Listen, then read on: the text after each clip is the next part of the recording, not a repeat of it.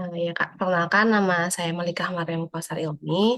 Saya mahasiswi tingkat akhir ya Kak, lagi nyusun skripsi. Nah, judul Hmm, skripsinya ini objeknya Greenpeace. Judulnya hmm, kampanye lingkungan Greenpeace melalui konten Instagram @Greenpeace ID. hmm. Gitu. Nah, di sini saya ada dua rumusan masalah ya Kak. Yang pertama adalah bagaimana kampanye yang dilakukan Greenpeace melalui konten Instagram @GreenpeaceID. Dan yang Hmm. kedua, apa saja faktor-faktor yang mempengaruhi adanya kampanye lingkungan yang dilakukan Greenpeace melalui akun Instagram Hmm. tersebut. Gitu Kak. Ya Kak, boleh Kakak kita perkenalkan Iya, kenal. benar. Oh Kak. Aku hidupin kipas dulu ya terhadap Hannes Sempat. Iya Kak.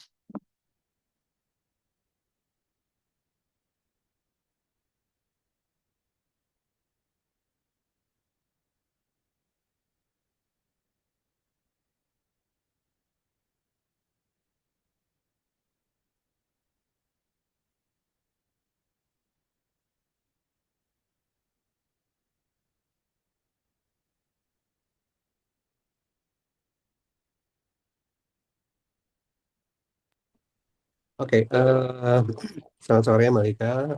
Nama saya Afesa Putra. Saya kebetulan bekerja di Greenpeace sebagai manajer komunikasi dan digital. Ya, itu aja mungkin. Oke Kak. Sebenarnya mohon maaf ya Kak, aku ngambilnya waktu itu aku udah hubungin IMU Iya, iya. dari Oktober Kak. Terus Hmm, dapat balasannya setelah aku dapat kontak WA dari hmm, Greenpeace. Alhamdulillah itu hmm. minumnya luar biasa ya Kak, baik banget. Iya, maaf banget. Desember saya lagi padat banget, jadi kurang ada nggak pegang ini. Udah Iya banyak Kak. kegiatan. Ya Alhamdulillah Minpeace-nya itu baik banget dan akhirnya mengizinkan saya untuk mendapatkan Oke. kontaknya dari tanggal 4 dari tanggal ya udah lama Kak. Waktu Iya, Desember iya.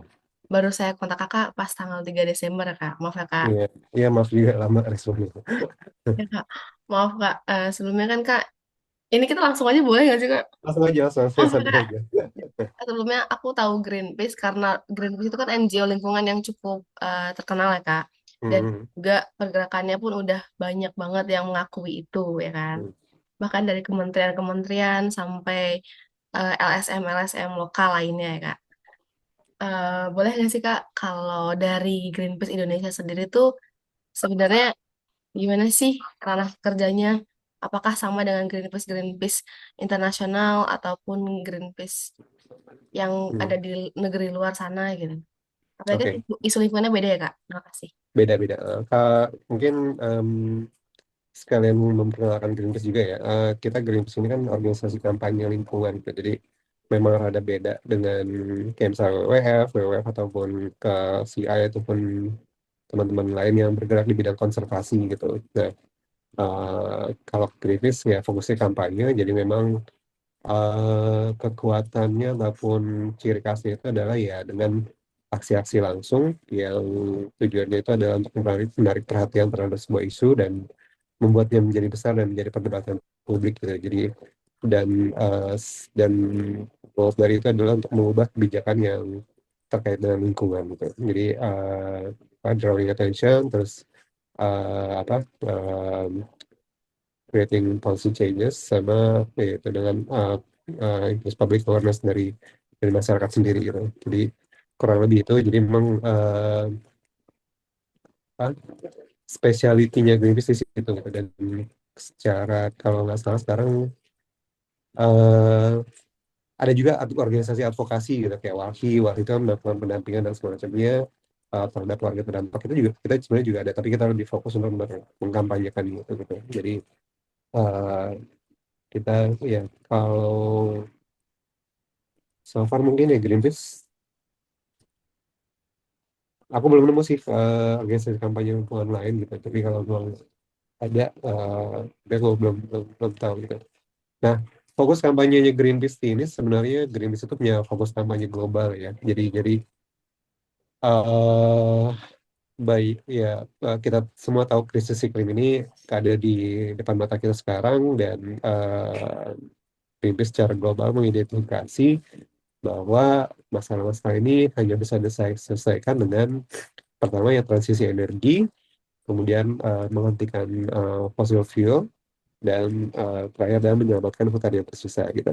Nah kebetulan memang ya di Indonesia ini semuanya ada gitu. Jadi batu bara ada, fosil ada juga gitu. Tapi yang penting di fokus utama Greenpeace Indonesia adalah hutan Indonesia yang masih tersisa gitu. Jadi kenapa Indonesia penting? Karena Indonesia adalah pemilik hutan terbesar ketiga setelah Brazil dan Kongo, yang punya hutan hujan purba, hutan hujan surgawi ke kita bilangnya, hutan hujan yang paling tua lah ibaratnya gitu, yang masih tersisa di bumi ini gitu. Dan itu jumlah luasnya, jumlah itu masih sangat besar, dan karena itu patut untuk dipertahankan gitu. Makanya kita membagi fokus-fokus kerja kita itu salah satunya di Indonesia, ya karena Indonesia punya hutan-hutan yang masih ada dan terancam sayangnya untuk kita selamatkan gitu sih.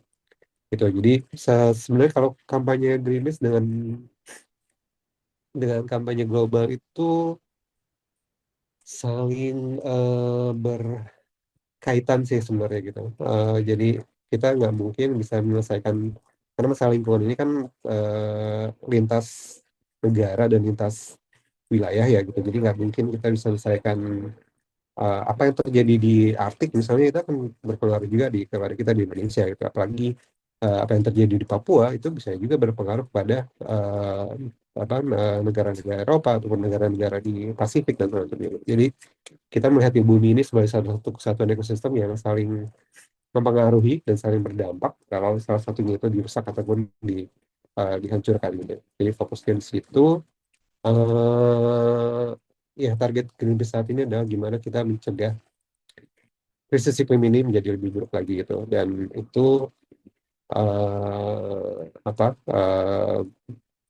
yang bisa kita lakukan saat ini adalah itu mencegah hutan eh, dirusak, eh, mengganti energi kita dengan energi yang lebih eh, terbarukan dan berkelanjutan, kemudian menghentikan ekspansi dari fossil fuel ini gitu. Jadi bukan bukannya menghentikan oke besok semua nggak bisa pakai bensin gitu, tapi bertahap gitu. Sekarang ya udah eksplorasi minyak ya udah segini aja gitu, jangan ditambah lagi gitu. Karena kita udah tidak bumi kita udah tidak cukup lagi untuk menampung ataupun apa ya menampung semua gas karbon rumah kaca ini lebih untuk dalam waktu yang eh, cukup lama gitu. Itu sih kurang lebih gitu. Jadi fokusnya ke sana. Oke Kak, tapi tadi Kakak singgung mengenai advokasi lingkungannya, itu berarti Greenpeace termasuk nggak? Enggak. Advokasi. Kalau nggak yang utama, tapi kita ada juga gitu. Tapi kalau teman-teman di Walhi kan lebih fokus banget tuh di advokasi gitu. Jadi misalnya kamu kamu korban terdampak, nah mereka akan mendampingi gitu. Tapi kalau Greenpeace kita nggak punya kapasitas seperti itu gitu. Eh, kita ada kasus-kasus lingkungan yang di pengadilan, tapi itu baik lagi terkait dengan hutan, dengan terkait dengan kabut asap, terkait dengan hutan Papua dan lain-lain sebagainya gitu. Jadi fokusnya di sana gitu. Jadi kalau misalnya ada pencemaran ataupun limbah, buang sampah, itu enggak, uh, saat ini bukan termasuk fokus kerja di Greenpeace gitu. Jadi fokus Greenpeace itu sekarang kita punya ada 4 kampanye: kampanye hutan, kampanye iklim dan energi, terus kemudian ada kampanye lautan, dan ada kampanye tentang isu-isu sosial dan ekonomi perkotaan yang berarti itu. Jadi kurang lebih itu agak kompleks sih sebenarnya gitu. Jadi bukan sesuatu yang bisa kita lihat langsung, tapi kayak misalnya sosial ekonomi ini gimana sih kita membuat sebuah sistem ekonomi yang bisa berkelanjutan gitu, yang nggak harus mengeksploitasi sumber daya alam kita demi mewujudkan pembangunan gitu, kayak semacam gitu. Apakah memang harus kita punya eh, apakah kita harus kejar GDP terus tinggi-tinggi atau pertumbuhan ekonomi tapi lingkungan kita rusak? Nggak, itu juga kan. Ada banyak hal lagi yang sebenarnya lebih penting dari uang, yang lebih penting dari apa angka-angka pertumbuhan ekonomi, yaitu ya well-being kita gitu. Gimana kita bisa mendapatkan air, kita mendapatkan udara bersih, kita bisa mendapatkan lingkungan yang sehat dan semacam itu, dan itu lebih lebih lebih penting sebenarnya daripada uang dan sebenarnya. Jadi itu kurang lebih empat kampanye yang kita punya saat ini gitu. Ya, Kak. Iya. Sih, Kak. Terus Hmm. selama ini Greenpeace itu melakukan kampanye itu di mana aja sih, Kak? Dan apakah waktunya beriringan atau enggak? Kayak misalnya aksi nyatanya, kan waktu itu pernah viral tuh video Greenpeace yang bikin tulisan di lautan gitu ya, Pak? Ya, Kak. Hmm. Nah, terus Banyak. sama atau atau yang apa kan namanya? Atau di media daring itu di mana aja sih, Kak? Dan semasif apa sih, Kak, Greenpeace membagi itu? eh Masif atau enggaknya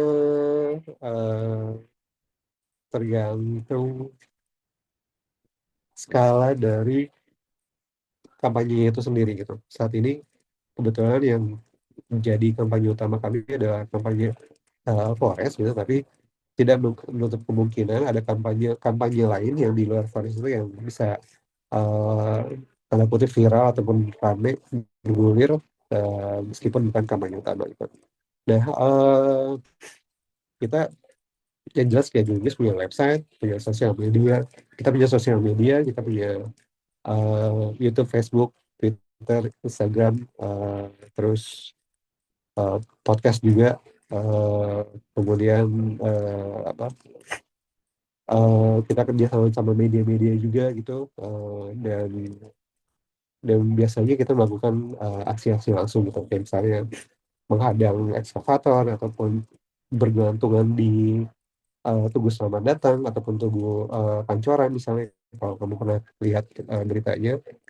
Eh, itu sih kira-kira. Jadi memang kegiatan kampanye kita itu daring dan luring ya gitu. Jadi online dan offline gitu. Jadi luringnya itu kita ke sekolah-sekolah, ke kampus-kampus, ke melakukan aksi langsung di lokasinya, ataupun melakukan aksi langsung di tengah hutan Kalimantan misalnya, hutan Papua gitu, ataupun di tambang batu bara misalnya gitu. Jadi kombinasi antara luring dan daringnya itu sih yang kita lakukan gitu. Jadi yang di daring ini adalah yang untuk mengamplifikasi apa yang kita lakukan di luring ini gitu, teknologi. Jadi tidak berdiri sendiri, tapi memang saling eh, apa ya, saling menguatkan, saling membantu, saling menguatkan, dan saling mengisi satu sama lain gitu. Kadang dalam satu tahun itu ya kita ada banyak kegiatan offline juga gitu. Kita ada pelatihan, kita ada eh, teman-teman volunteer kita melakukan kegiatan ataupun kampanye aksi, dan itu biasanya itu yang menjadi apa, konten atau bahan yang kita publikasikan di sosial media kita gitu sih. Gitu.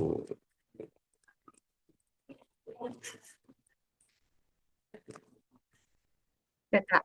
Hmm. Kalau melalui konten Instagram Greenpeace, itu kan satu hari bisa lebih dari satu postingan ya, Kak. Hmm. Itu gimana sih, Kak, tahapan dari konten tersebut dibuat sampai konten tersebut di-up? Apakah Oke, setiap oke. hari Greenpeace punya targetnya atau apa sih, Kak? Eh, kita punya eh, kita punya sistem itu kayak rapat redaksi ya, ke setiap hari, seminggu sekali itu berarti setiap hari Selasa misalnya itu. Dan kita ada kayak meeting pagi setiap eh, pagi itu. Biasanya kita hari ini ngecek hari ini ada dua kali meeting pagi, cuma dua kali sehari, dua kali dalam seminggu gitu. Dan meeting pagi itu kita ngecek nih ada isu apa nih. Nah, terus kemudian ada proyek apa yang lagi jalan, ada ataupun ada konten apa yang lagi digarap atau mau naik gitu, ataukah ada push period, ada dalam waktu seminggu ke depan mungkin ada satu kampanye yang mau main terus gitu, di dalam satu minggu itu kita bahas di situ gitu. Dan editorial meeting redaksi ini juga lebih lebih apa ya, lebih lama gitu. Kalau yang meeting pagi ini cuma update setengah jam aja, eh, eh, biar semua di tim itu tahu apa yang kita lagi kerjakan, ada kampanye apa di luar, ada isu apa yang lagi rame di publik misalnya. Dan kalau meeting editor ini lebih dalam lagi gitu, lebih bahas di podcast, bahas ke ke apa apa eh, lebih dalam lagi sih, berarti kita buat eksekusinya, buat nentuin temanya, nentuin angle-nya, terus nentuin kalender seminggu ke depan gitu. Jadi ada banyak meeting yang dilakukan untuk membuat sebuah konten itu. Belum lagi meeting dengan teman-teman dari kampanye, tim kampanye, untuk memastikan misalnya isu ini sesuai nggak dari sudut pandang mereka, ataupun fakta-faktanya sudah benar atau belum. Terus juga apa ada aktivitas offline lainnya atau enggak dan semacam itu. Jadi lebih ke sana gitu, dan sebenarnya kadang kita pun juga tidak kita ada kuota maksimal itu 5 post sehari gitu, tapi itu kalau lagi peak-peaknya padat banget ya, misalnya lagi banyak kegiatan ataupun lagi banyak isu yang perlu ditanggapi, tapi biasanya kita cuma posting 3 lah, maksimal sehari gitu. Gitu karena memang apa ya, cukup banyak juga tantangannya untuk memproduksi konten di apa di sosial media gitu, karena memang eh, apa ya, ya memang bikin konten gak semudah itu kadang-kadang. Kalau ya ada dari setnya dulu, terus bikin skripnya dulu, terus ambil tag videonya, terus editingnya, dan revisi dan lain sebagainya gitu. Makanya memang cukup cukup ya cukup kompleks itu. Jadi memang tidak tidak tidak bisa banyak-banyak sebenarnya gitu. Eh, apa karena kita pun juga punya sebenarnya standar yang, ya ada standarnya Greenpeace yang memang kita harus penuhi gitu, nah, dari sisi penulisan, dari sisi desain, dari sisi foto misalnya. Jadi memang ada cukup banyak syarat-syarat, ataupun kita bilang itu brand identity yang Greenpeace yang harus kita jaga gitu.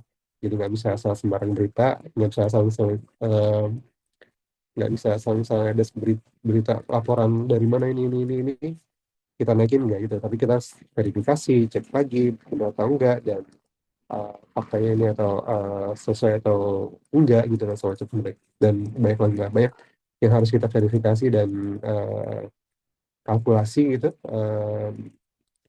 apa sebuah konten sebelum kita naikkan gitu. Tapi ada juga momen-momen di mana kita membuat respon cepat gitu terhadap sesuatu yang lagi terjadi di luar. Misalnya kayak kemarin Prabowo bilang ya mau ekspansi sawit dan semacam, ya kita harus gerak cepat meskipun itu lagi libur gitu, dan ya udah mau nggak mau kita bikin teman-teman TikTokers yang bikin, jadi kita coba naikin ke Instagram, dan it works gitu. Jadi kalau untuk struktur, kita punya tim yang ngurusin TikTok, kita punya uh, podcast produser, kita punya desainer grafis, kita punya video editor, kita punya kamera videographer, kita punya media container, dan kita punya digital campaigner juga gitu. Jadi kurang lebih ada 15 sampai 16 orang yang 15 sampai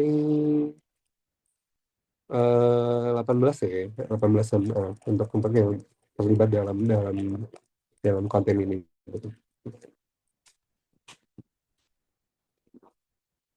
Izin Kak, tadi ada 15 sampai 18 orang ya Kak yang terlibat di dalam setiap timnya.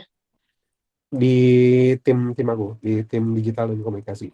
Oh Kakak di tim digital komunikasinya. Berarti di Mm-mm. tim digital komunikasi itu sosmed ya Kak? Kayak public relation juga, tapi ada sosial media juga, ngurusin website juga, ngurusin ada podcast juga, ngurusin hubungan dengan artis misalnya ada juga, TikTokers ada juga. Kita punya 4 orang TikTokers yang kalau kamu cek di IG apa TikToknya di Linkis itu ada muka-mukanya. Jadi ya ada tim-tim, yes, bukan tim ya, ada orang-orangnya yang ngurusin setiap ya yang ngurusin masing-masing hal lah berarti itu. Wah, banyak juga ya Kak. Masih kurang sebenarnya. Oh itu masih kurang Kak. Masih kurang Open sebenarnya magang nggak ya. Kak? Hah? Open magang kan Kak? Open magang. Buka kok kita, tapi ada batch-batchnya kalau nggak salah di Juni deh baru Mm-mm. dibuka lagi kalau mau ikutan. Wow, boleh Kak. Ntar kalau buka lagi saya berkenan kalau masih bisa. Siap-siap. mau dia lulus pun juga apa boleh ikut. Oh, masih boleh kalau Masih. lulus. Oh, oke, Kak. Amin ya Allah, bismillah ya, Kak. Eh, Gila. Kak, mau nanya lagi nih, Kak. Nah, kita Hmm. langsung kerucutin ke Instagramnya sebentar ya, Kak. Hmm. Dalam apa sih dalam kampanye yang dilakukan sama Greenpeace nih, Kak, melalui kontennya. Isu tadi kan yang diangkat adalah isu global ya, Kak, dan isu lokal. Hmm. Itu tuh ada nggak sih, Kak, kayak target misalnya setelah ada konten ini, Hmm. ada feedback nih dari komentar-komentarnya para pengikut gitu. Hmm. Atau, oh, videonya hype. Ada nggak sih kayak tujuan-tujuan supaya konten-konten tersebut tuh nge-hype atau apa gitu yang menjadi suatu bentuk, wah, berarti konten ini berhasil untuk mengedukasi masyarakat atau, oh, konten ini berarti udah masuk nih gitu. Hmm. Ada nggak Ya, sih, Kak? ada. Kita ada tim sendiri, tim insight namanya gitu. Jadi dia yang akan memonitor impact dari konten tersebut gitu. Dia yang akan memonitor isu-isu yang terkait dengan kampanye-kampanye Greenpeace. Dia akan memonitor kira-kira konten yang paling berhasil itu apa sih, dari berbagai platform termasuk Instagram pasti. Terus dia juga akan memaparkan kira-kira rekomendasinya apa untuk bikin kontennya lebih lebih oke ataupun lebih lebih lebih lebih engaging lah seperti itu. Nah, tim ini di luar tim aku, jadi emang kita punya toolsnya juga, tools untuk mengamati ataupun social listening. Gitu. Jadi kita cek uh, tone-nya misalnya soal isu sawit misalnya ataupun isu batu bara misalnya gitu.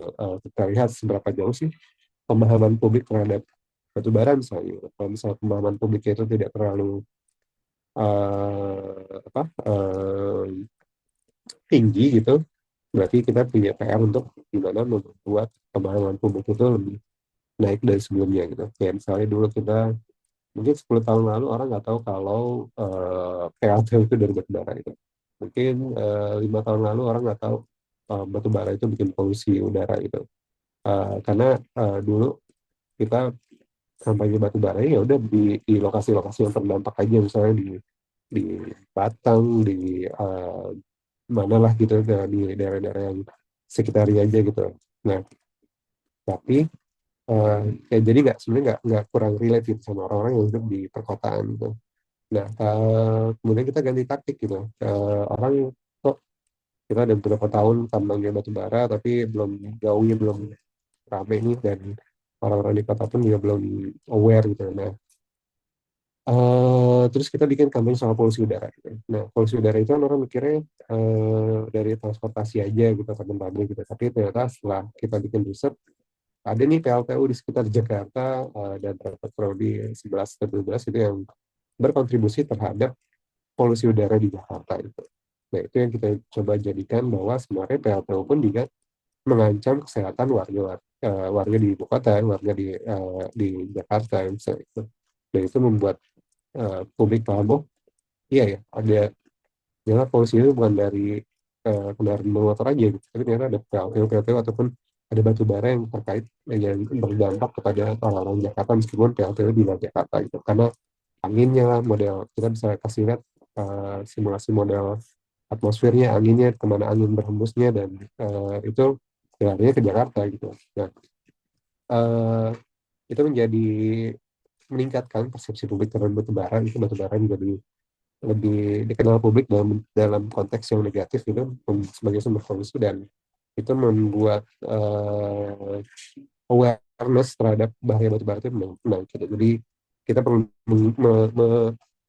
sebelum berkampanye ya kita share dulu tentang seberapa jauh sih pemahaman publik tentang isu tersebut gitu, seberapa terus kira-kira dari situ mungkin kita bisa menentukan pintu masuk untuk kampanye itu dengan angle apa ataupun cerita apa gitu ataupun mulai dari mana gitu. Jadi riset audiens itu memang sesuatu yang kunci gitu untuk kita dan dalam melakukan kampanye baru setelah itu kita monitoring terus dengan insight ini dengan tim insight ini untuk melihat seberapa jauh percakapan di sosial media dan juga impact dari konten yang kita kita kita buat tersebut.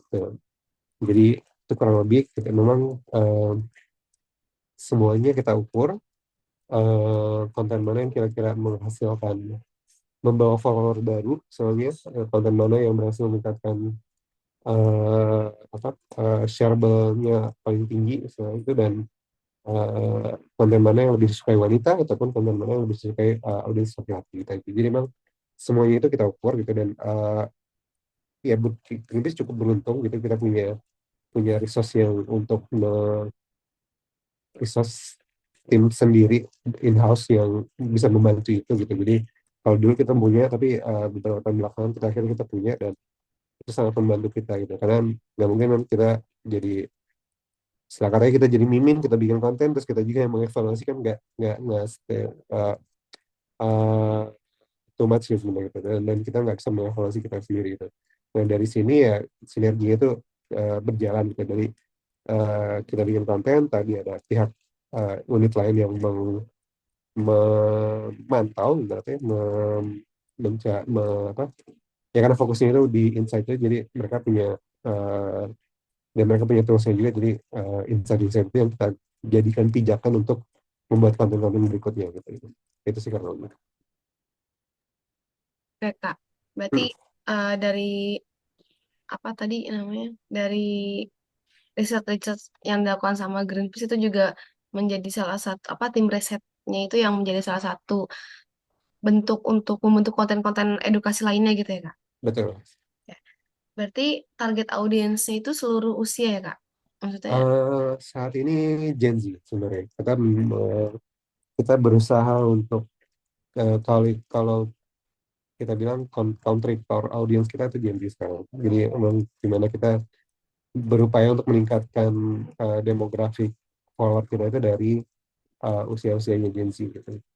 oh, berarti video-videonya ini disesuaikan dengan yang saat ini di hype sama Gen Z juga gitu ya, Kak? Iya, jadi itu ya, tapi di satu sisi pun, di satu sisi lainnya kita tidak mau tetap menjaga teman-teman milenial, teman-teman boomers yang di luar Gen Z lain yang biar mereka tetap terlibat sama Greenpeace itu kan, tiba-tiba nggak mungkin kok Greenpeace berubah style jadi kayak misalnya apa, Volix ataupun media-media Gen Z atau apa gitu, ataupun Mojok ya macam. Nggak gitu juga gitu, tapi pelan-pelan. Jadi emang kadang porsi konten yang relate sama Gen Z mungkin agak lebih banyak gitu, tapi porsi konten yang mungkin audiens yang milenial juga tetap ada gitu untuk maintain audiens-audiens sama kita gitu. Jadi balance. Berarti cara Greenpeace melibatkan audiens ke dalam konten-konten atau ke dalam strategi untuk memperluas jangkauan itu apa, Kak? Apakah melalui komentar atau melalui apa? Maksudnya, apakah kita harus mencet terlebih dahulu untuk mendapatkan feedbacknya atau ada nggak sih yang kayak tanya jawab seru dan lain-lain gitu maksudnya?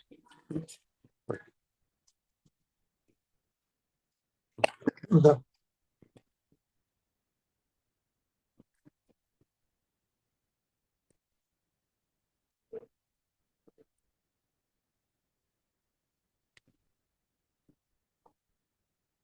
Gimana nih, sorry boleh Ya Kak, bisa bilang cara, cara Greenpeace kemudian melibatkan audiens untuk di konten-kontennya, maksudnya apakah ada dari apa sih dari audiens ini nih hmm, bisa nggak sih menjadi salah satu alasan Greenpeace membuat konten apa gitu atau bisa. yang menariknya seperti apa kan kalau tadi Kakak bilang emang ada itu dilihat dari sekitar usianya konten mananya, nah maksudnya bentuk komunikasi dua arahnya itu ada di mana sih Kak antara audiens dengan Greenpeace? Eh, Kalau di IG mungkin nggak terlalu kelihatan ya sebenarnya, tapi kalau di TikTok mungkin ada beberapa yang kadang kita reply komen itu dengan konten. Eh, Ya kita jawab dengan konten lah, komen dari netizen yang gitu. Terus di TikTok ini juga lebih aktif untuk membalas komen-komen untuk pesan-pesannya. Karena memang kita punya nanti bahwa kebanyakan Gen Z itu mainnya di TikTok gitu, dan ya harus diakui di Instagram ya ada Gen Z tapi mostly milenial gitu, dan tapi tetap kita juga berusaha untuk kayak bikin story yang storygram yang lebih interaktif gitu, terus dia yang ada lebih apa bikin tanya jawab gitu ataupun bikin polling gitu. Dan uh, kalau apa di itu dari storygram gitu. Tapi kalau dari komen, mostly kita tidak terlalu di Instagram ya, tidak terlalu uh, apa, banyak berinteraksi seperti di TikTok gitu. Cuman komen-komen menipari biasa aja gitu, ataupun kalau dia bertanya, misalnya kita pasti bisa biasanya kita jawab gitu. Kalau ada yang butuh penjelasan lebih lanjut, bisa kita lanjut diskusi di komen gitu. Jadi eh, tergantung dari tipe kontennya sendiri gitu. Kadang mungkin kalau yang lebih bersifat berita atau apa, ya mungkin ya udah kita biarin aja mereka untuk merespon dan uh, kita berharap mereka untuk lebih nge-share aja gitu.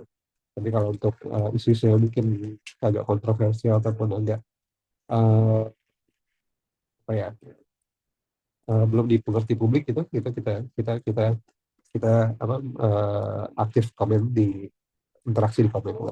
Nah dulu sebelumnya dulu kita masih awal-awal kita berkampanye soal sawit dan deforestasi itu banyak banget orang yang belum paham gitu dan orang belum ngerti gimana gimana jadi kita uh, banyak sekali berkomentar dan berdiskusi dan publik di sosial media terkait dengan tema itu gitu.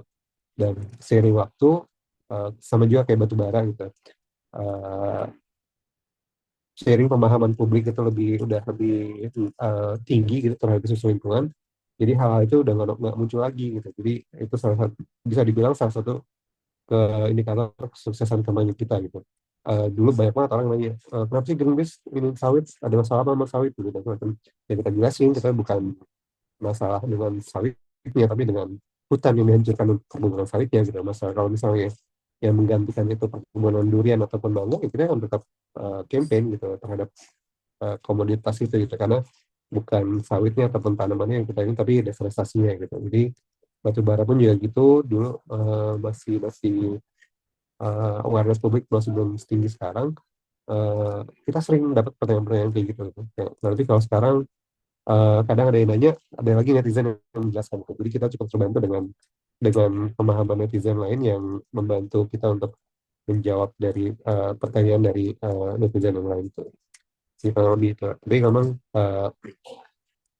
kita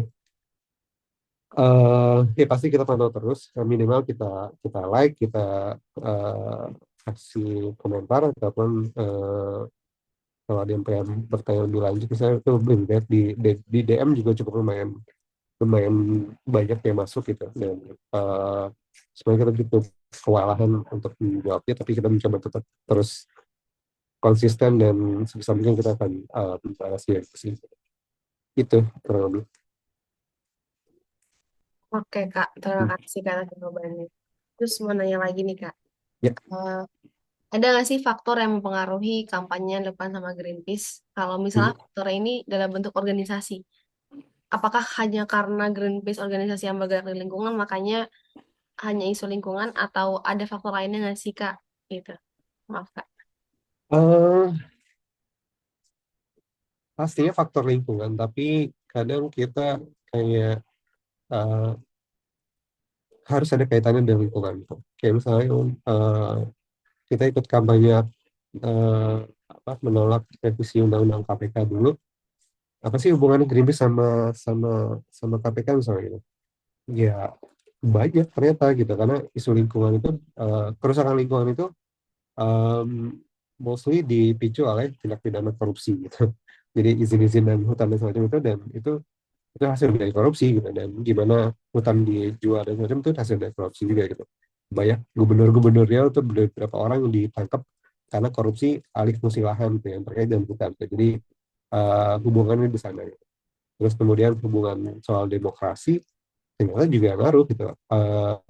Apa negara-negara yang tingkat demokrasinya tinggi itu ternyata tingkat perlindungan lingkungan hidupnya juga tinggi gitu karena memang ada partisipasi publik yang aktif yang membuat membantu mencegah eh, persoalan-persoalan lingkungan itu terjadi gitu. Jadi kita eh, kadang ya publik juga nanya, ini ngapain sih ikut-ikutan politik ya? Ngapain sih ikutin kampanye-kampanye politik pilpres ini? Sangat sangat sangat sangat berhubungan gitu karena memang ketika salah satu misalnya presiden bilang eh, ya presiden menyetujui pembukaan hutan 20 juta hektar itu impact-nya akan sangat gede dan itu berhubungan dengan lingkungan gitu. Jadi eh, kebijakan yang baik itu bisa melindungi lingkungan dan kebijakan yang buruk itu bisa menghancurkan lingkungan gitu. Jadi kita coba sambil edukasi juga ke publik. Banyak tuh sebenarnya ya tahun-tahun pilpres itu udahlah ngurusin lingkungan aja gitu, tapi publik nggak paham bahwa hubungannya sama lingkungan tuh erat banget sebenarnya gitu, bukan cuma masalah buang sampah ataupun limbah gitu, tapi kebijakan yang baik dan pemimpin yang baik ini berkontribusi pada lingkungan yang baik juga, perlindungan lingkungan baik juga itu. Kalau misalnya pemimpinnya ataupun politisinya tidak punya paradigma terhadap perlindungan lingkungan, ya selesai gitu. Dan kita sebagai publik, sebagai masyarakat yang punya hak suara, harus menuntut itu dan kita punya hak untuk mendapatkan lingkungan hidup yang sehat, kita punya hak untuk mendapatkan udara yang bersih, dan kita punya hak untuk mendapatkan air yang bersih gitu. Dan itu hanya bisa didapatkan ya kalau kebijakan politiknya ataupun kebijakan dari politisi itu benar gitu ya, sesuai sesuai apa yang sesuai yang kita kita inginkan gitu. Jadi kalau dibilang di luar ya uh, karena lingkungan ini berpengaruh pada setiap aspek kehidupan kita ya sebenarnya ya. Jadi nggak bisa dilepaskan ataupun nggak bisa dipisahkan sama sekali sebenarnya. Uh, jadi kenapa kita ya dulu ikut uh, uh, menentang omnibus law juga, kita ikut menentang kampanye menentang omnibus law cipta kerja gitu karena ada aturan-aturan lingkungan yang diubah di sana untuk menguntungkan korporasi gitu. Jadi kalau dibilang di luar lingkungan ya agak sulit sih karena memang semuanya ada hubungannya dengan lingkungan. Tapi makanya itu dia pendidikan politik masyarakat itu yang belum belum sampai ke sana gitu. Jadi makanya kita juga sambil bertahap untuk menjelaskan kenapa hubungan politik dan lingkungan itu sangat penting sekali gitu. Itu sih kurang lebih mereka. Oke, Kak. Hmm. Tadi kalau dari faktor yang lingkungan, apa faktor organisasi media di dalam Greenpeace itu kan, apakah mempengaruhi isi dari konten kampanye yang dipublikasikan kepada halayak kan?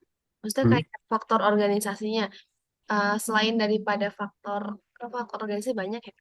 Kayak ada faktor orang latar belakang orang-orangnya, kemudian faktor dari pimpinannya. Nah, Hmm. atau yang lain-lainnya itu mempengaruhi nggak sih Kak? Misalnya Kakak udah bikin konten nih, Hmm. tapi pimpinannya nggak suka. Maksudnya, apakah kemudian konten tersebut harus diubah atau Hmm. disesuaikan hingga semua orang tuh menyukai eh, konten tersebut baru bisa Oh, diupload? enggak sih. Kalau kita bilang sign off ya, jadi persetujuan untuk naik atau tidak konten itu ada di beberapa orang gitu. Aku di pertama, terus kemudian di level kedua itu ada country directornya kita gitu, di direktur Greenpeace gitu. Ada beberapa sih yang kadang aku bisa, ya mostly aku sign off sendiri gitu. Oke, ini konten bisa naik, ini konten enggak, ini konten uh, go ahead. Tapi ada faktor-faktornya ini bukan bukan suka atau tidak suka ya, tapi lebih gimana dalam kemasannya ataupun dalam stylenya ataupun dalam bahasanya itu yang lebih berpengaruh gitu. Kayak ibarat katanya kalau dari di media atau di koran aku adalah redakturnya ataupun editornya ya. Ya menentukan sesuai atau tidak dengan misinya Greenpeace sendiri itu.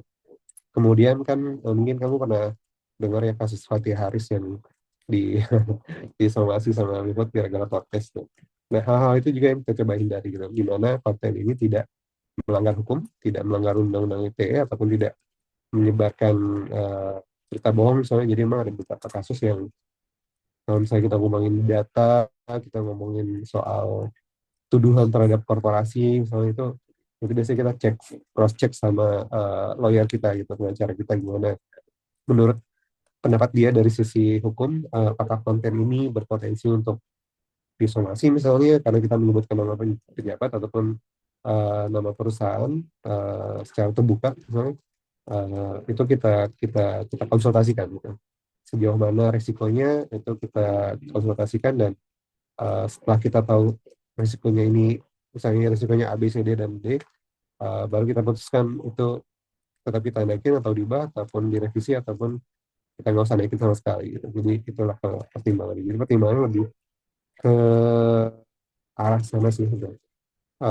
Dari sisi kampanyenya, dari sisi tata bahasanya, dari sisi ejaan dan semacam, dari sisi angle, dan terakhir itu dari sisi eh, apa, dari sisi hukum gitu.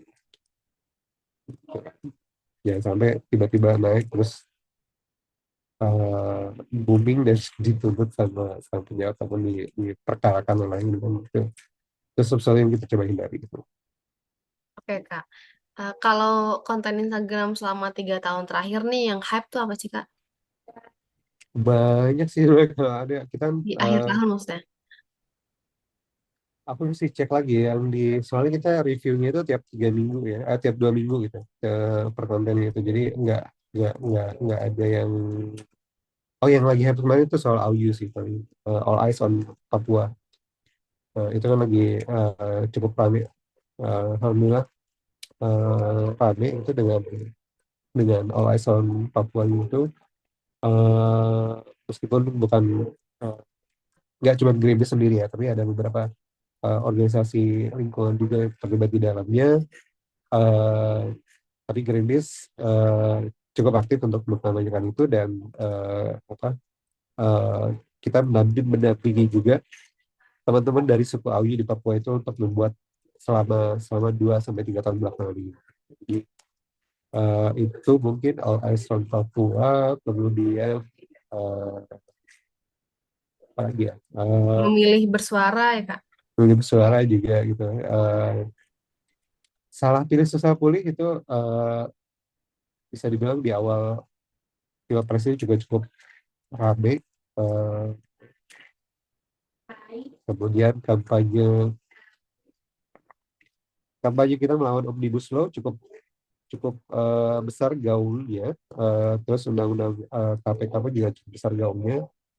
Itu waktu itu Mas Ismail Fahmi dari Drone Emprit itu melihat Greenpeace itu jadi salah satu eh, top key influencer, key opinion leader lah di sosial media Twitter terkait isu-isu tersebut gitu. Jadi kurang lebih mungkin itu ya. Tapi kalau untuk tiap mingguannya detailnya, kita biasanya ya reviewnya tiap per 2 minggu sekali, ataupun setahun terakhir mungkin kayak kemarin ada, tapi aku agak lupa sih. Ntar aku coba cek lagi.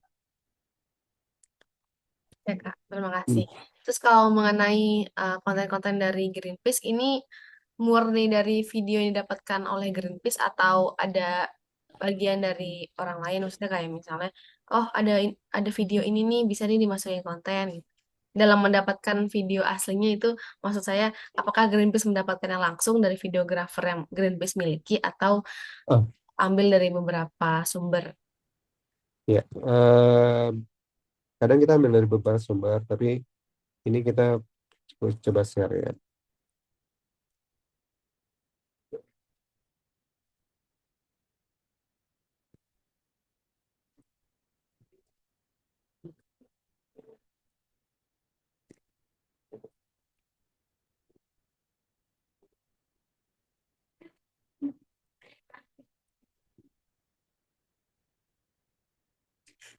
Nah, ini Greenpeace punya library media.greenpeace.org. Kalau kamu mau cek bisa di situ. Di sini kita ada eh, perpustakaan foto-foto dari seluruh Greenpeace seluruh dunia gitu, dan itu bisa kita pakai buat konten apapun, dan berbagai aksi kita dia ada juga di sini gitu. Dan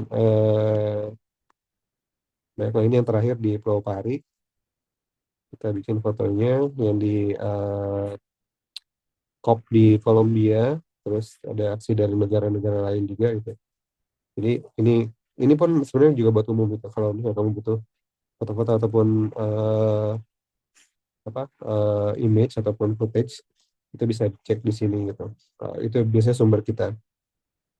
Kayak di misalnya Indonesia ada banyak konten atau foto ataupun video dari Indonesia yang kita pakai buat konten gitu.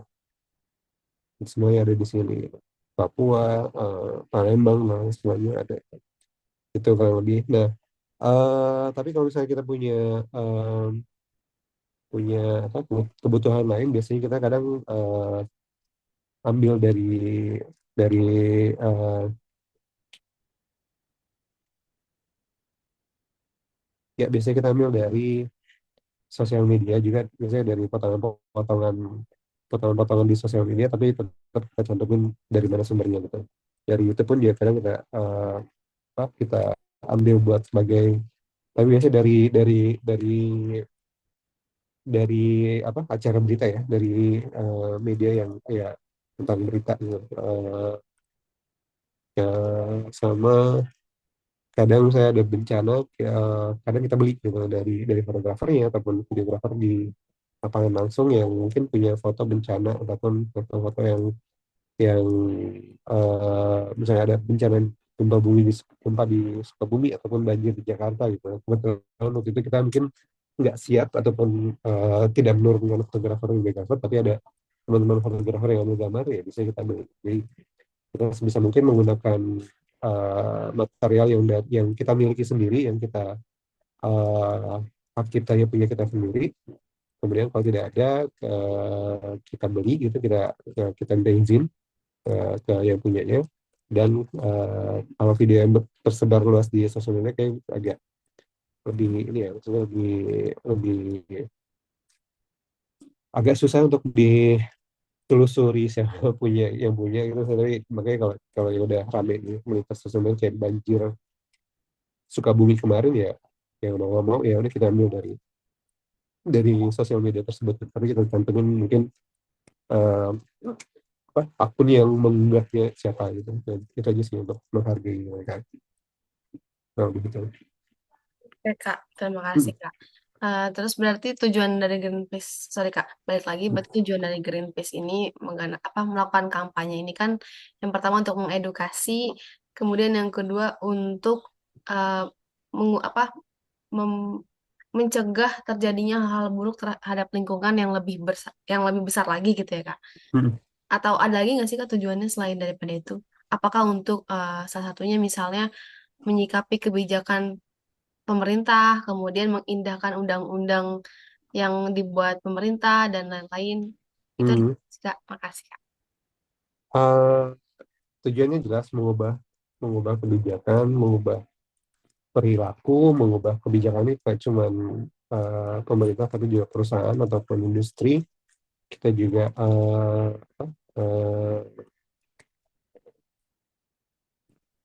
intinya membuat masa depan bumi lebih hijau dan damai gitu. Dan kalau di misi Greenpeace itu kita melakukan aksi konfrontatif tanpa kekerasan.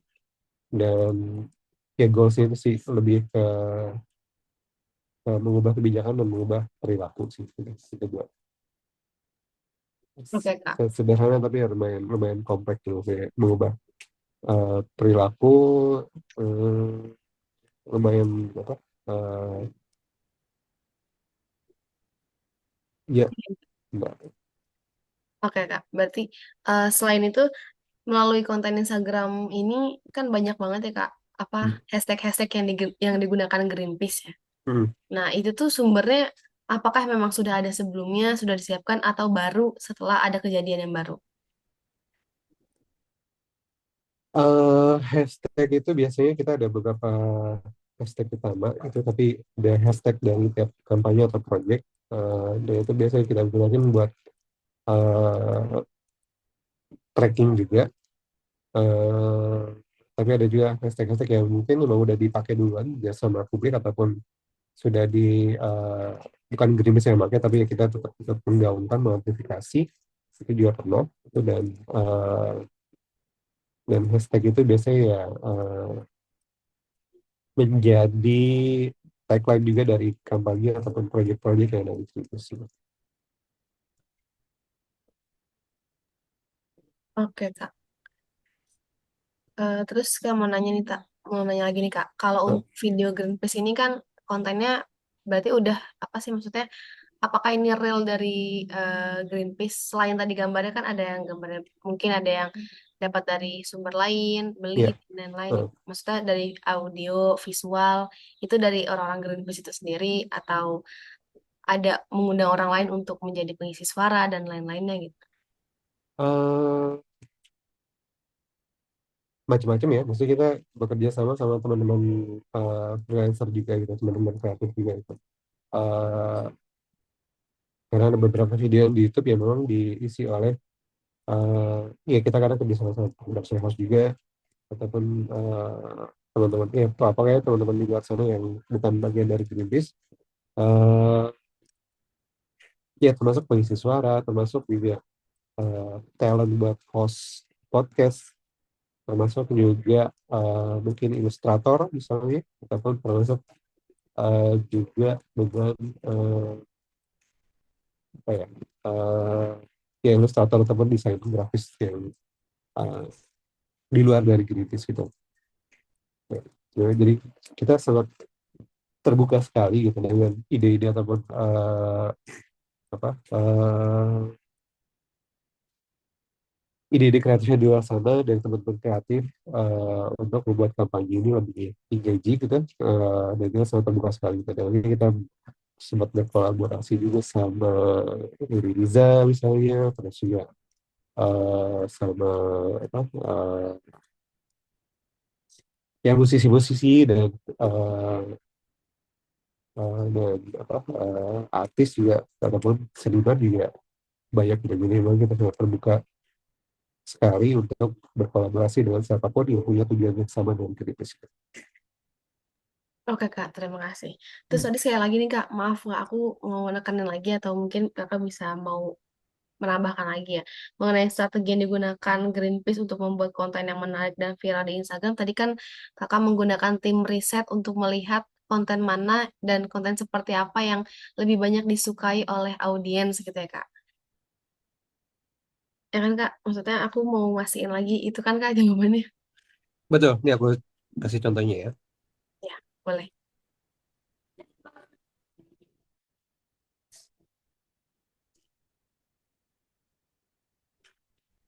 Nah, ini dia. Jadi kayak ini tanggal 11 sampai 25 Oktober yang lalu. Jadi ini timnya Audience Insight Working Team. Nah, dia summary-nya ini apa yang kita bisa lihat dari X dan online media. Nah, ini topik-topik yang kita pantau sebenarnya tentang krisis iklim, tentang Omnibus Law, corruption, dan sustainable living gitu. Nah, terus kita temu nih kira-kira populer topik yang dalam 2 minggu itu kira-kira apa gitu. Terus ternyata ada ya inilah berbagai beberapa ada korupsinya Sandra Dewi, terus juga ada Titik Soeharto sebagai kepala Komisi 5 yang bikin punya program apa ketahanan pangan gitu. Terus ada juga tentang berita tentang pajak buat EV di Cina di Eropa yang tinggi dan semacam. Terus ada penyesuaian tarif Transjakarta, public transport di Jakarta terkait dengan inaugurasi, terus macam-macam lah. Ini terkait ini yang kepantau sama kita pada periode itu gitu. Nah, terus ada popular topik lagi dari situs Twitter atau X tentang tentang Raffi Ahmad misalnya. Raffi Ahmad yang bisnisnya itu di backing oleh oligarki gitu. Isunya apa? Ya dia mencuci uang orang-orang koruptor dan semacam. Terus ada uh, new government Prabowo, prioritas Prabowo berdasarkan uh, apa pidato pertamanya sebagai presiden, yang mana itu tidak menyebutkan lingkungan sama sekali. Jadi ya itu bisa kita lihat arahnya kemana soal kebijakan ini semacamnya gitu. Terus ada yang mention GPID gitu di media, kira-kira ada di media Detik, terus ada di Tempo, ada di Jubi, ada di Monggabay, berita kata data juga gitu. Jadi kira-kira yang paling interaksi paling tinggi di mana dan interaksi paling rendah di mana gitu. Jadi ini berita-berita online ya yang mengutip Greenpeace. Terus juga ada ini Greenpeace Best Performing Content dalam 2 minggu ini kira-kira apa gitu. Ternyata yang pertama itu ada Reels tentang Perdana Menteri Belanda yang meninggalkan masa jabatan ini dengan bersepeda gitu. Jadi emang si Mark Rutte ini kebetulan emang ya setiap hari ke kantor ke naik sepeda gitu, dan ketika dia selesai menjabat pun ya dia pulang naik sepeda gitu, dan itu bikin konten dan itu rame gitu. Eh, Momentumnya pas dengan pelantikan anggota-anggota DPR misalnya itu. Jadi kita kontraskan dengan mobil-mobil mewahnya anggota-anggota DPR dengan kesederhanaan Mark Rutte di Belanda, sebuah negara maju, sebuah negara kaya gitu, tapi pejabatnya begini gitu. Jadi kayak ada kontradiksi dan contoh loh, apa ya, kontradiksi sama Indonesia yang negara berkembang tapi pejabatnya suka mewah-mewahan dan semacam itu. Terus ya ada nomor 5 tentang waktu itu lagi masanya Pilgub DKI, ya kita bikin konten tentang apa kandidat gitu. Kira-kira dari ketiga paslon ini isu lingkungannya itu gimana sih gitu. Ini dari analisanya Greenpeace, dan dari itu kita bikin jadi konten ke pasangan satu, dua, tiga. Eh, Kita coba cari dari visi misinya, dari statementnya, dari website mereka gitu. Secara resmi kita menilai mereka akan seperti apa dari sisi lingkungan. Kalau itu. Terus apa? Juga ada video, ada 1 dekade masyarakat adat di bawah apa kepemimpinan kepemimpinan Jokowi misalnya. Ini yang di Instagram. Terus ini ada juga yang best performing content di Facebook. Karena mostly kita apa yang di IG itu kita mirroring di Facebook juga gitu. Jadi, tapi kadang performance-nya beda gitu. Apa yang kita post di IG belum tentu rame di Facebook gitu. Ini ada beberapa. Terus ini juga ada yang nomor 5 Karusel. Kita coba pakai lagunya Bernadia gitu. Eh, dengan hook-hook seperti itu jadi kita coba bikin konten yang relate lah dengan target audiens Gen Z kita gitu. Terus di X kita ke best performingnya apa gitu, yang ternyata ada video kita merespon inaugurasinya Prabowo dengan sebuah aksi untuk mengingatkan dia tentang lingkungan Indonesia. Terus ada tentang soal lebih bersuara, terus juga ada uh, apa ya video tentang kebakaran hutan dan kabut asap, orang-orang yang terdampak kebakaran karena kabut asap di Palembang gitu. Jadi ini namanya siapa ya? Aku lupa. Kak J ini seorang petani, dan dia kehilangan rumah waletnya karena kebakaran hutan yang disebabkan oleh perusahaan. Jadi lahan perkebun apa sarang waletnya dia itu di perbatasan dengan perkebunan perusahaan, dan karena perkebunan perusahaan itu terbakar, jadi apinya itu merembet ke sarang waletnya dia gitu. Terus ada juga ada best performingnya kita di YouTube seperti apa, ada beberapa podcast dan video yang kita keluarkan pada periode itu. Terus juga di TikTok juga seperti apa, eh, beda-beda ya. Jadi emang kamu bisa lihat sendiri dari tiap platform itu beda-beda kontennya dan stylenya, dan apa, performanya juga beda meskipun kontennya sama ataupun angle-nya sama, tapi ada perbedaannya juga. Nah, kemudian ini ada rekomendasinya gitu dari tim Insight gitu. Kita diminta lihat untuk ikutin apa topik-topik di bawah ini gitu, tentang perubahan cuaca, tentang local election, terus energy transition, 100 harinya pemerintahan baru, carbon sink dan lain sebagainya gitu.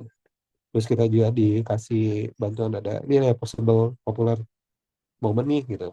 Ada Kuta Beach Festival, ada Indonesia Sharia Economic Finance dan lain sebagainya gitu. Terus gimana caranya untuk meningkatkan engagement gitu. Nah, kita ada disarankan untuk apa posting konten lebih lebih bervariasi di Facebook gitu, kayak video carousel atau text based doang dan semacam itu. Terus tambahin atas atau thread dan semacam buat di di X gitu dan lain sebagainya gitu. kurang lebih eh, ini yang kita kita dapatkan apa per 2 minggu. Jadi ini yang menjadi acuan kita untuk apa mengembangkan ataupun membuat konten di lebih lanjut gitu. Wow. Oke Kak, Lebar. luar biasa. Ternyata Greenpeace bagus banget ya cara terencana gitu, terstruktur. Dan setiap medianya punya targetnya masing-masing ya Kak. Ya, ya, ya alhamdulillahnya eh, kita cukup beruntung ya, maksudnya sebagai nggak semua NGO punya kapasitas ini dan kita berusaha untuk memaksimalkannya secara sebaik-baiknya. Oh ya Kak, sorry, saya lagi nanya nih. Hmm, Maaf Kak, ini pertanyaan sebenarnya udah cukup menjawab ya dari pertanyaan nah, yang aku kirim ke Kakak. Kalau dari aksi nyatanya kan tadi Kakak bilang turun ke sekolah, ke kampus-kampus. Itu bentuk turunnya tuh seperti apa sih Kak? Dan targetnya apakah di apa daerah pedalaman atau daerah yang terdampak aja atau seluruhnya itu general gimana Kak? aksi nyata nih maksudnya apa nih?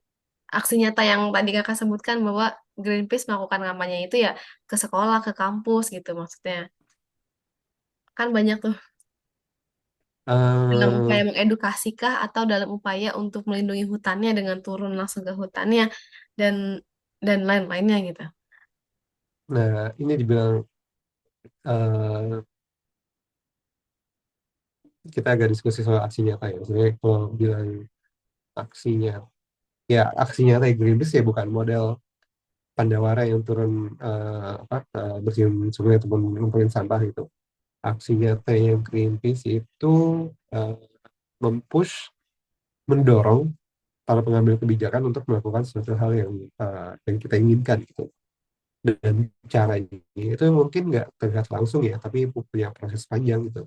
Kita melobi anggota dewan, kita melobi pejabat, kita melobi ataupun mendesak perusahaan, kita me- apa, melakukan intervensi di eh, konferensi internasional gitu. Jadi banyak yang kita lakukan eh, di belakang layar dan kunjungan ke sekolah ini lebih ke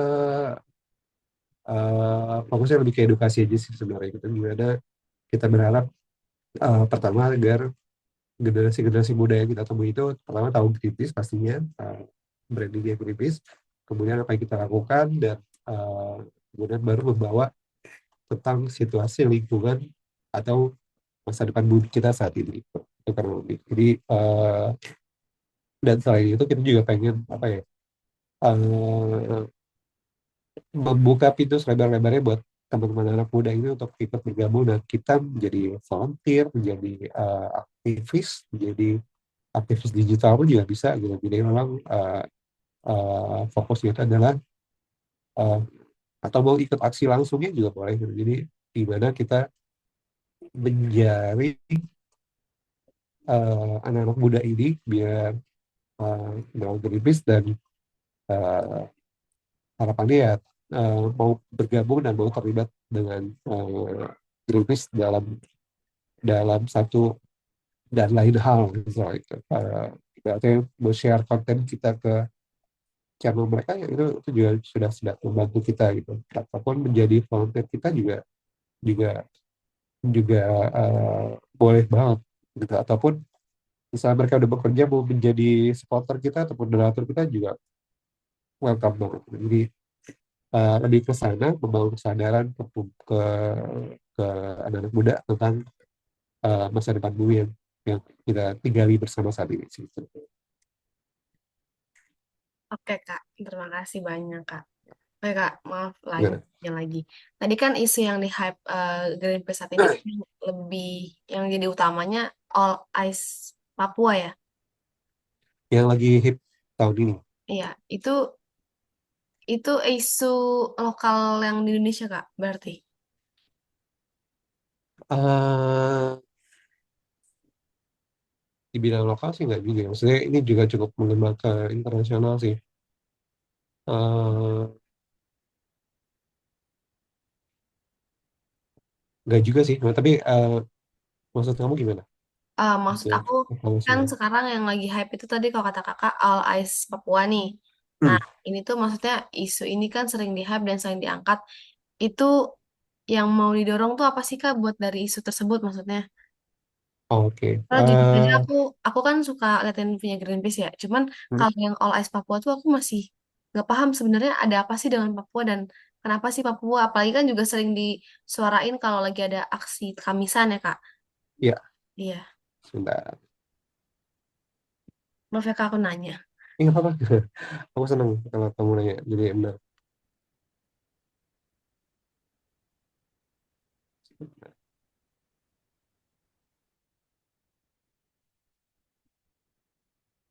Hmm.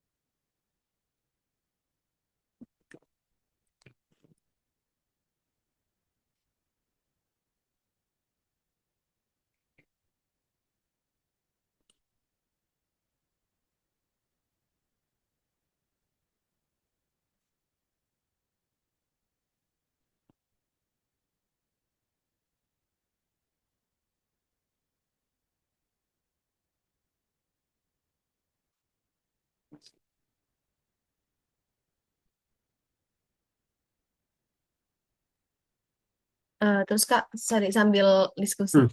Terus juga kalau nggak salah kan Greenpeace pernah berhasil ya buat bikin kebijakan yang sekarang dirasain yang belanja nggak pakai plastik ya. Ya, itu salah satunya. Itu itu salah satu usaha Greenpeace juga ya Kak yang berhasil maksudnya mengubah kebijakan publik. Berarti di sini ada advokasi lingkungan juga nggak sih Kak? Advokasi lingkungan enggak sih. Bentar, aku coba. Kita ngomongin Papua dulu ya. Iya, iya. Nah, ini kamu bisa, aku udah share di chat linknya. Nah, jadi fokusnya itu berawal dari ada sekelompok masyarakat adat yang hutan adat itu mau dibuka menjadi perkebunan kelapa sawit gitu. Dan ini kisah mereka itu gimana mereka hidup tergantung sama ada tanah, hutan, hujan dan sungai dan rawa dan lain-lain sebagainya. Dan mereka berjuang gimana hutan ini tidak jadi dirampas oleh perusahaan gitu. Dan mereka melakukan berbagai hal gitu bersama Greenpeace termasuk menggugat izin dari perusahaan tersebut gitu. Nah, ini apa? Ini perusahaannya berapa ribu hektar lokasi yang diberikan oleh pemerintah gitu dan dampak-dampaknya akan terjadi dan segala macamnya ini tercantum di sini dan ini perjuangannya panjang sekali gitu dan kita mulai dari awal 2022 di Papua kita menggugat ke pengadilan pengadilan negeri di sana tentang izin PT perkebunan ini gitu. Terus kita sampai ke PT UN, eh, kalah terus kita banding lagi, terus sampai pengadilan negeri, pengadilan tinggi, sampai ke MA gitu, Mahkamah Agung. Kita kita terus melakukan gugatan gitu. Nah, PT UN menolak, terus kemudian tapi aksi suara-suara ini diliput oleh media gitu dan suara-suara ini menjadi apa ya bahan bakar teman-teman di Papua ini untuk terus berjuang gitu. Terus apa dan berbagai kasus ini sebenarnya memang ya pada akhirnya kita tidak tidak secara pengadilan kita kalah gitu sebenarnya. Tapi dari sisi dukungan publik kita menang gitu. Jadi banyak orang yang lebih bayangin aja mereka sampai datang ke beraksi ke Mahkamah Agung di Jakarta gitu untuk perjalanan jauh dari rumah mereka gitu. Misalnya kamu ke Papua itu kalau ke tempat tinggal mereka itu bukan ya apa ke Papua aja sendiri udah 6 jam. Terus kemudian ke daerah mereka sendiri naik pesawat itu bisa 2 jam sendiri dan belum lagi naik perahu terus naik ke jalan kaki sampai ke desa mereka itu lumayan jauh gitu. Jadi mereka sampai bela-belain untuk ke Jakarta untuk menyuarakan ini gitu dan akhirnya momen itu di 2024 kemarin itu eh, tagar OS Papua ini menjadi booming gitu karena memang ada eh, ya ini loh gitu disamakan dengan Palestina bahwa ya ada orang-orang yang bisa mempertahankan apa tanah tempat tinggal mereka gitu. Jadi eh, ini sebuah tantangan orang kecil masyarakat adat yang mungkin mereka tidak punya pendidikan memadai, tapi mereka punya hutan yang akan mereka jaga dengan sepenuh hati dan karena hutan itu menjadi sumber kehidupan mereka, sumber kehidupan anak cucu mereka dan sumber kehidupan keluarga mereka gitu. Dan itu menunjukkan gimana pentingnya hutan bagi kita dan juga menunjukkan gimana sewenang-wenangnya pemerintah dalam membagi-bagi lahan di Papua seolah-olah Papua itu tanah kosong dan bisa dikafling-kafling buat siapapun pengusaha yang punya izin yang mau membuka lahan di sana gitu. Jadi itu konteksnya gitu. Eh, dan kalau ini dibiarkan ya hutan Papua itu bisa akan habis gitu sama seperti Sumatera dan Kalimantan gitu. Dan ini eh, ya kalau kita tidak menghentikan ini ya itu bisa kemungkinan akan terjadi lagi gitu. Makanya kita melakukan segala cara dan AUJ ini hanya permulaan dan kita akan terus melakukan kampanye-kampanye dan gugatan eh, dan perjuangan AUJ ini menginspirasi masyarakat adat lainnya untuk berjuang gitu. Dan salah satunya gimana ada caranya juga yaitu adalah mendorong pengesahan rancangan undang-undang masyarakat adat. Di mana masyarakat adat itu harusnya punya hak, punya uh, kedudukan di mata hukum yang lebih tinggi ya, lebih legal, ada punya dasar hukumnya, dan mereka adalah sebenarnya penjaga hutan terbaik yang di dunia gitu sebenarnya. Kalau kalau mau hutan kita tetap terjaga, ya kasih aja ke masyarakat adat, mereka akan menjaganya kok gitu. Karena mereka menyadari itu kalau hutan rusak, mereka juga kehilangan mata pencaharian, kehilangan sumber kehidupan gitu. Dan tidak ada yang lebih baik dalam menjaga hutan kita selain masyarakat adat itu sendiri. Nah, eh, memang ada muter-muter ya, maksudnya kalau misalnya kita punya berhasil melindungi hak-hak masyarakat adat, otomatis hutan-hutan Indonesia itu akan terjaga itu. Karena mereka punya eh, di di hutan Indonesia ini hutan mana sih yang nggak ada masyarakat adatnya gitu. Kalau dan kita mendorong juga pengakuan status hutan hutan desa, hutan adat yang semacam itu supaya itu lebih legal gitu, supaya perusahaan itu tidak semena-mena masuk ke wilayah mereka dan mengambil hutan dan tanah mereka itu. Jadi kalau eh,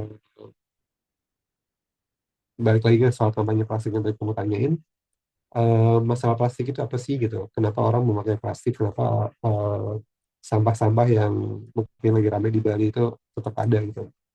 Kita harus coba identifikasi gitu. Masalahnya itu bukan cuman apa?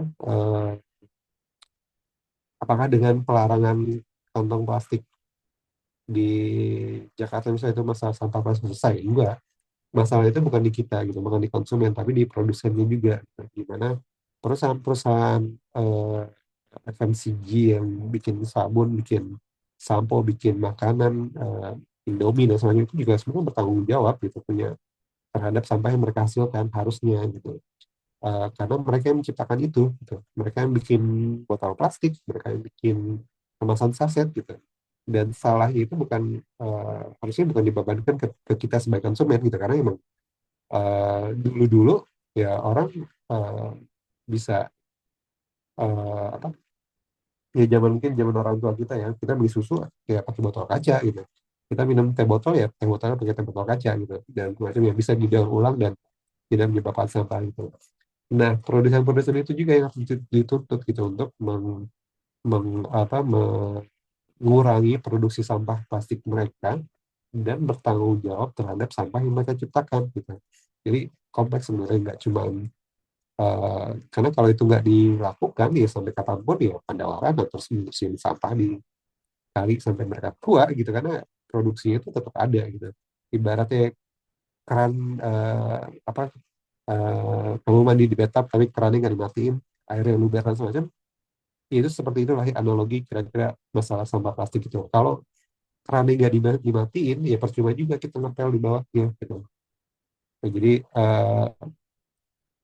Greenpeace mencoba melihat masalah lingkungan itu secara holistik ya, secara titik titik eh, masalahnya di mana sih gitu. Nggak bisa cuma dengan melarang orang pakai plastik ataupun kita ganti tas kita dengan apa tote bag dan macam. Itu satu langkah baik gitu, tapi itu hanya satu langkah kecil yang bisa kita lakukan. Banyak langkah-langkah besar lainnya yang bisa dilakukan oleh kita, oleh pemerintah dan juga oleh korporasi juga gitu. Jadi semuanya itu harus kita bisa lihat bareng-bareng itu, termasuk soal hutan juga gitu, bukan cuman eh, ya di pemerintah pasti gitu, tapi di korporasi pun juga ada gitu. Makanya beberapa kali kita pernah berkampanye ke Nestle, ke Unilever, ke macam-macam lah itu yang menggunakan minyak sawit sebagai bahan baku produk mereka itu. Nestle, lo jangan pakai minyak sawit yang berasal dari perusahaan hutan gitu. Gimana caranya ya? Lo harus bikin sistem apa tracking gitu apa ya? Sistem eh, penelusuran. Jadi emang harus jelas ini minyak sawitnya dari mana, dari perkebunan mana, di wilayah mana, dan apakah di wilayah itu di PT mana, dan apakah PT itu terkait dengan kasus kebakaran hutan atau enggak, terkait dengan kasus pembukaan lahan atau enggak, dan itu harus bisa dilacak sedemikian rupa bahwa memastikan bahwa produk yang kalian bikin itu tidak mengandung deforestasi. Jadi masalah itu emang apa ya? Ya teman-teman anak muda ya teman-teman kayak kamu itu memang kita harus melihatnya lebih luas lagi gitu loh. Karena oke sih keren sih aksi nyata eh, apa iya keren keren banget itu aksi nyata membersihkan lingkungan, tapi kan apakah itu mampu menyelesaikan masalah? Belum tentu gitu. Jadi memang kita harus bisa melihat dari akar masalah itu apa, dan kira-kira aktornya siapa, dan apa yang harus kita lakukan untuk apa yang harus diubah untuk membuat itu tidak terjadi lagi. Nah, kalau contohnya plastik ya kita sering mendorong ada ratifikasi. Kita berkampanye juga di konferensi-konferensi global gimana supaya negara-negara ya PBB itu membuat peraturan bahwa negara-negara itu harus mengurangi produksi plastik mereka gitu. Yang mengikat gitu secara luas. Jadi memang impact-nya, dampak itu akan lebih besar gitu. Jadi kurang lebih eh, itu ya banyak yang kita kerjain yang di luar ataupun di belakang layar yang nggak mungkin nggak kelihatan langsung gitu, tapi kalau kita itu berhasil itu dampaknya akan sangat besar sih. Kurang lebih gitu. Sama kayak kita juga mendorong produsen-produsen ini untuk menerapkan refill station gitu. Jadi ya udah kita beli botol botolnya cuma sekali aja gitu, botol sampo, botol sabun. Nanti kalau kita habis ya udah kita datang ke toko kita refill aja gitu. Sebenarnya dan sistem-sistem itu memungkinkan kok gitu loh. Bukan nggak mungkin gitu, tapi bisa gitu. Jadi kita nggak perlu pakai saset lagi, kita nggak perlu apa ya buang bikin sampah sekali pakai gitu yang ya udah sekali pakai udah selesai buang dan itu bertahan beratus-ratus tahun gitu, itu bisa kita hindari sebenarnya.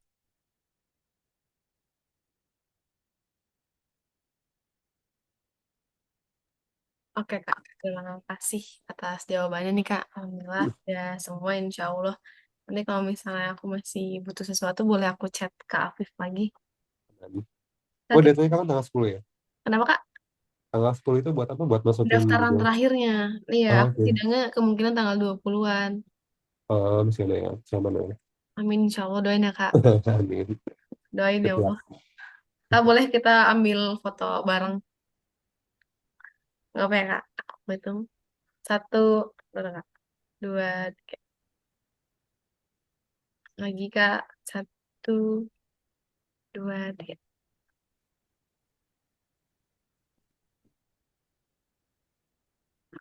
Terima kasih banyak Nah, Kak. sama-sama. Kalau ada yang mau ditanyain, colek lagi aja dan ya, good luck sama skripsi. Amin. Kak, boleh follow Instagram Kakak nggak? Aku, Instagram aku Afifsan. Aku nggak Ah, banyak ini soal kerjaan sih di MBA.